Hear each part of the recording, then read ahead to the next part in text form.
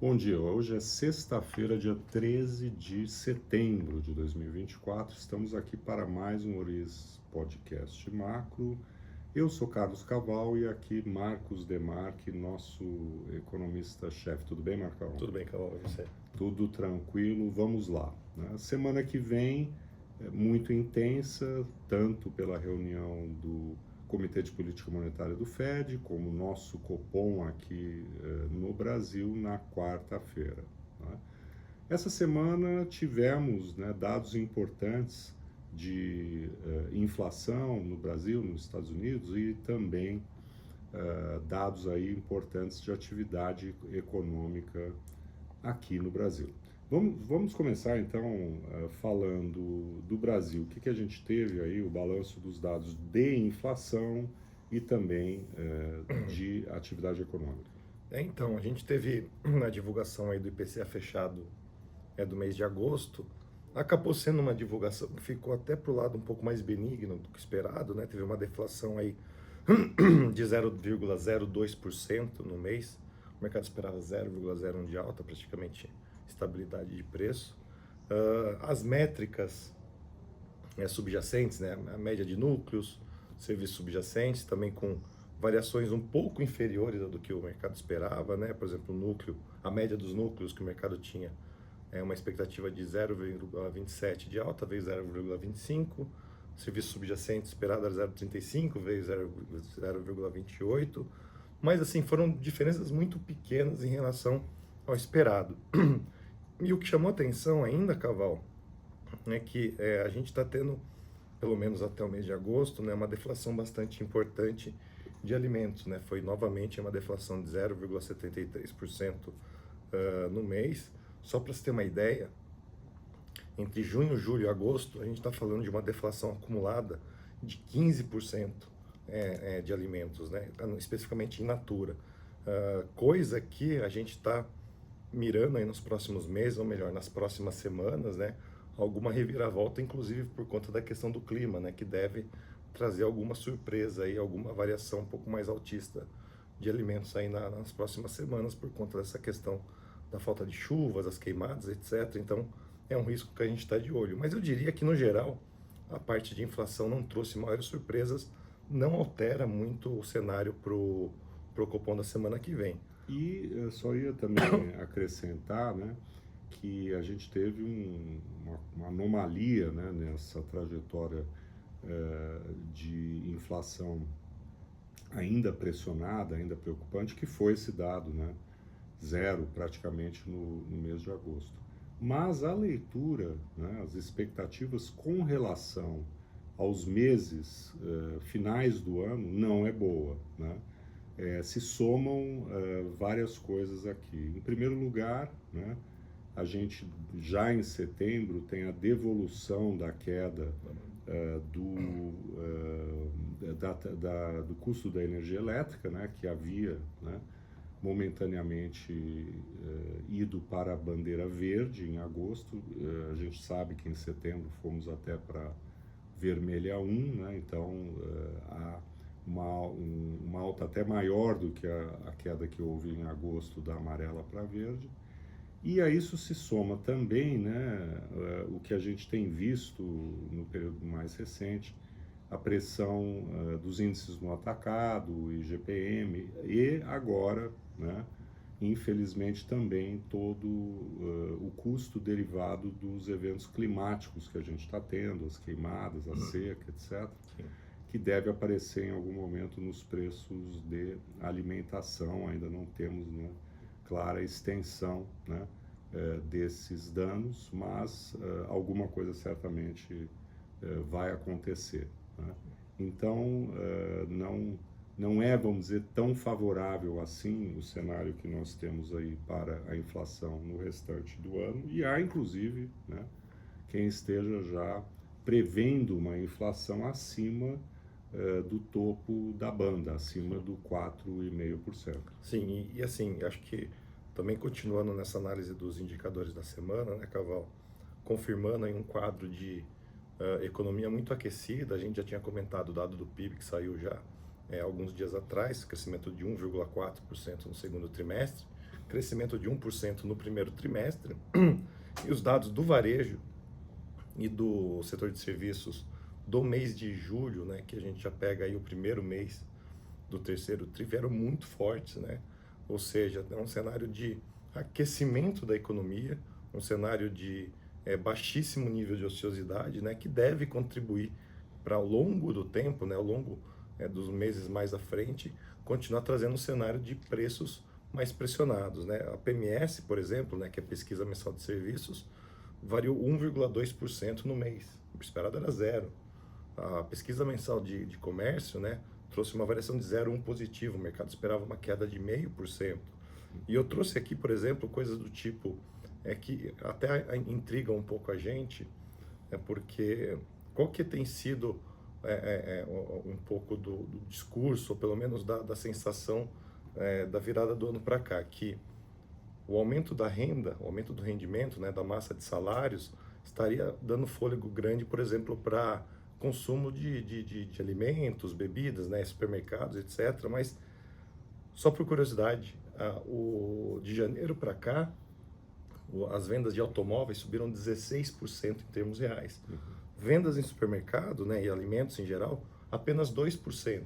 Então, mesmo com juros bastante elevados, né, a gente teve um aumento significativo do gasto discricionário naquilo em que o ticket é bastante alto, né? Então, chama bastante atenção isso. Então, mesmo com a economia crescendo bem, que a gente achava que estava indo mais para itens de primeira necessidade, por conta do caráter de aumento de salarial na base da pirâmide ali de rendimento, não, a gente está observando gasto discricionário crescendo muito forte esse ano, Caval. E se formos recuar, né, para a divulgação que foi feita nessa segunda-feira da pesquisa Focus do Banco Central, né, que teve, né, como data de informação pelos analistas a sexta-feira da semana passada, a divulgação que ocorreu segunda-feira, nós tivemos um salto muito grande nas projeções de crescimento para 2024, né, em função do PIB divulgado na semana passada, aquele PIBão, né, do segundo trimestre. Nós fomos para uma projeção de 3%, né, em 2024, e houve inclusive um ligeiro aumento da projeção para 2025 também.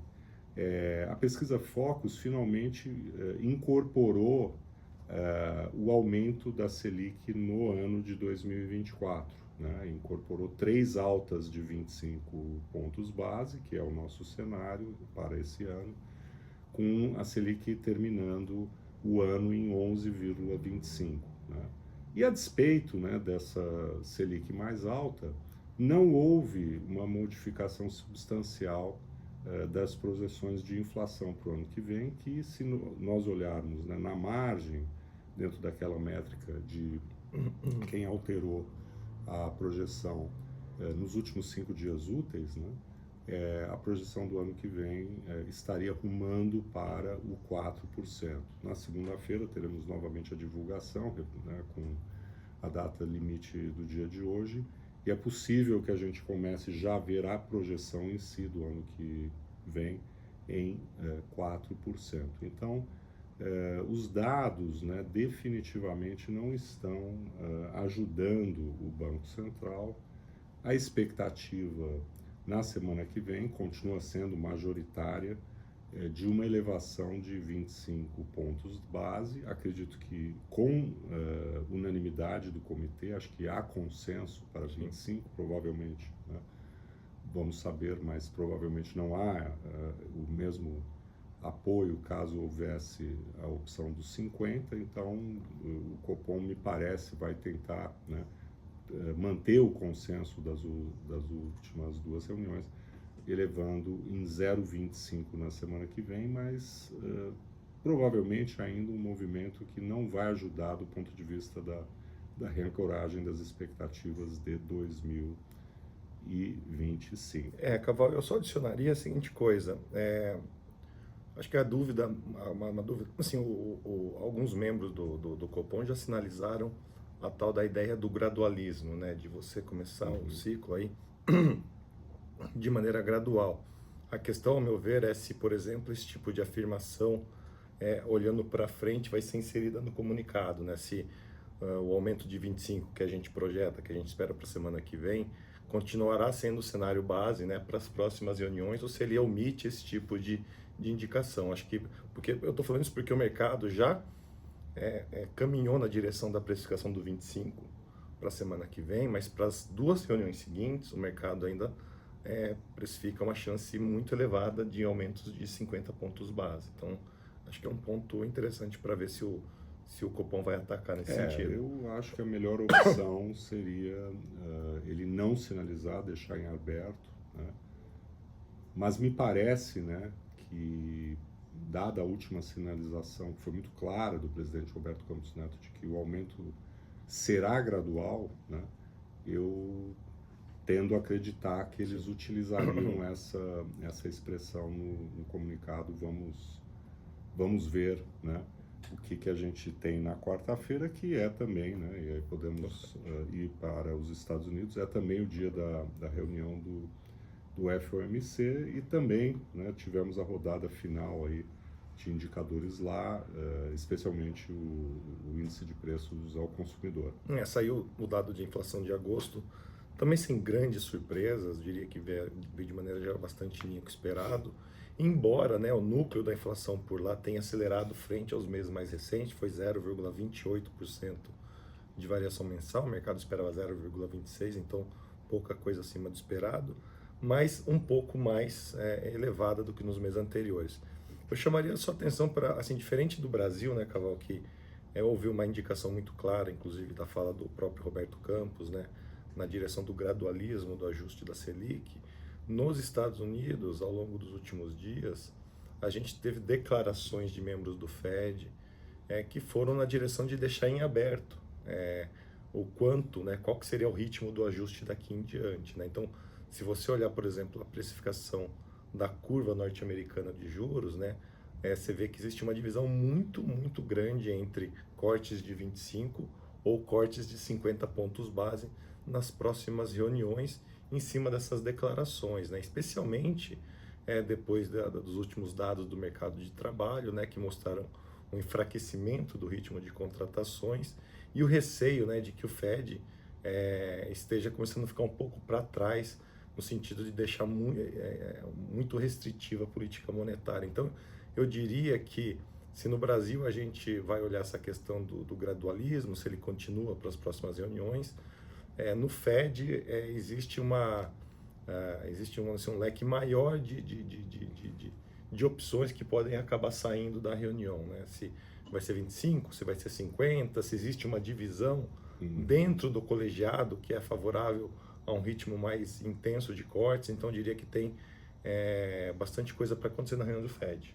Sim, a sinalização, a coletiva, né, depois do presidente Powell, acho que vai ser nesse sentido super importante do ponto de vista do comportamento dos mercados, né?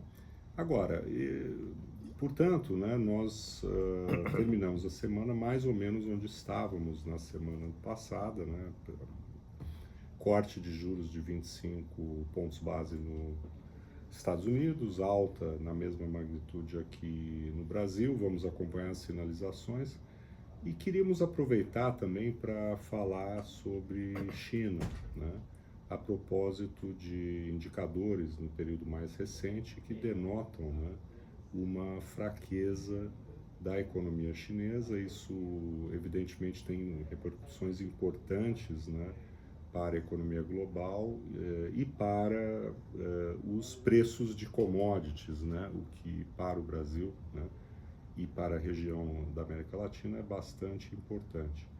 O que parece que nós estamos assistindo é uma desaceleração de natureza mais estrutural do crescimento chinês. Acho que a gente pode, inclusive, né, futuramente se debruçar mais a fundo nesse tema especificamente. Mas a esse respeito, por exemplo, tivemos hoje dados de crédito, né, que mostram uma economia claramente enfraquecida. A dúvida na China, quando você olha especificamente os dados de crédito que você citou, essa é uma questão que existe menos oferta, né? Ou se a demanda está fraca, né? Mas o que a gente tem observado é que a oferta de crédito é ampla, os juros é baixo, parece que o problema mesmo está na questão da demanda, né? E quando a gente olha, os dados chineses são sempre mais complicados de serem analisados quando a gente compara com os dados que a gente tem no Brasil, Estados Unidos e Europa, mas quando a gente vê medidas, por exemplo, de impulso de crédito, né, que é uma métrica de quanto que o crédito está dando de fôlego a mais para a economia, que isso tende a repercutir nos meses à frente, a gente observa que o impulso de crédito nesse momento na China, né, é um dos mais fracos, né, da última década. Então, sugerindo que, de fato, o crédito em si não parece que vai ajudar muito a economia aí no curto ou até mesmo no médio prazo. O que agora, entrando um pouquinho mais em outros assuntos, que eu até queria ouvir um pouquinho mais de você, a minha sensação, pegando, por exemplo, de todo o planejamento que a gente sabe que o governo chinês gosta de fazer para a economia chinesa, até anualmente ele solta metas de crescimento, de inflação, de expansão de crédito, de fiscal, né? A sensação que fica é que as promessas, entre aspas, né, que foram feitas ao longo dos últimos 2 anos, né, de que o governo chinês não deixaria a economia se enfraquecer até certo ponto, né, não estão sendo efetivamente atacados, né? A gente tem visto aí revisões constantes do PIB chinês para baixo, para esse ano especificamente. A gente tem visto aí pouquíssimas ações do governo no sentido de garantir um crescimento mínimo, que hoje tem-se que vai ser por volta de 5%, mas as projeções são de uma economia crescendo abaixo de 5%. Então, o que me chama a atenção é uma ausência do governo chinês vindo com mais força, com suporte fiscal nesse sentido, né? E aí, né, Cavallo, jogando um pouco aí para ouvir um pouco a sua opinião, né? Me parece que o modelo que foi muito pautado no investimento, né, desde os anos 2000, na China, né, parece que já meio que exauriu, né, esse processo, né, de se buscar crescimento via investimento, muito focado na questão do investimento residencial. A gente tem ainda uma ressaca muito grande no setor, né? E agora a gente ficou muito dependente, por exemplo, nesse curto prazo, né, nos últimos 12 meses, 18 meses, do setor externo chinês, né, que inundou o mundo com bens manufaturados, né? Parece que exauriu um pouco esse modelo, né, Cavallo? A China, né, mostrou, né, nas últimas décadas um crescimento espetacular, que também foi uma característica da economia japonesa até o final dos anos 80, né, quando ela despontava, inclusive, como uma grande potência mundial. Foi também algo que nós vivemos, né, aqui no Brasil até os anos 70, um crescimento médio de 7% ao ano, enfim. Normalmente ele é associado ao processo de urbanização, de migração da população da região rural para as cidades, né, todo o investimento que isso envolve, o aumento de produtividade, né, quando a economia se industrializa, enfim. Só que esse processo parece ter se exaurido. No Japão, isso, inclusive, vamos dizer, desembocou numa grande crise imobiliária que ocorreu no final dos anos 80, né? E depois disso o Japão entrou num período de deflação, né, que perdurou por décadas até recentemente. Esse é um risco na China e, inclusive, a gente voltou a ter, né, já comentamos isso, a China exportando deflação para o mundo, mas, ao mesmo tempo, né, um mundo menos tolerante, né, com a inundação de manufaturas chinesas, né, seja aço, seja o emblemático aí, carro elétrico. Aqui no Brasil, a concorrência no varejo, né, que também é muito grande, do comércio online. As blusinhas. As blusinhas, né, e a reação que tem sido na direção de um maior protecionismo, né, não só nos Estados Unidos, mas também na Europa e outros lugares, né. Para tornar o desafio ainda maior, o déficit público consolidado, né, envolvendo províncias na China, é hoje da ordem de 11% do PIB, já muito elevado, né? Então, a saída via gasto público, via programa de estímulo, também esbarra, né, num déficit já bastante elevado e um endividamento muito alto das províncias, né, dos governos provinciais que, em geral, eram os governos que estavam por trás dos desenvolvimentos imobiliários, né, que sustentou durante muito tempo uma alta taxa de investimento e que agora, né, está claramente desembocando numa crise de excesso de oferta, né? Então, muitos desafios pela frente, né? E o espaço monetário, né, parece também muito reduzido, né? Juros já na curva, né, ao longo da curva de juros em torno de 2%, né? Então, o estímulo fiscal seria aquele indicado, né? Mas também não é trivial de que forma fazê-lo, dado, né, que você tem uma propensão a poupar da população muito elevada, né, e também uma herança aí de um endividamento e de um déficit público muito elevados. Bom, é um tema para uma conversa mais longa, acho que voltaremos aí em breve para falar mais especificamente disso. Ficamos então na expectativa para a semana que vem das reuniões de política monetária, Estados Unidos primeiro, depois Brasil, e comentamos então o desfecho e sinalizações na próxima sexta-feira. Então, um excelente fim de semana a todos e todas, agradecendo aí a presença, né, a audiência no nosso Ouriço Podcast. Obrigado. Até uma próxima.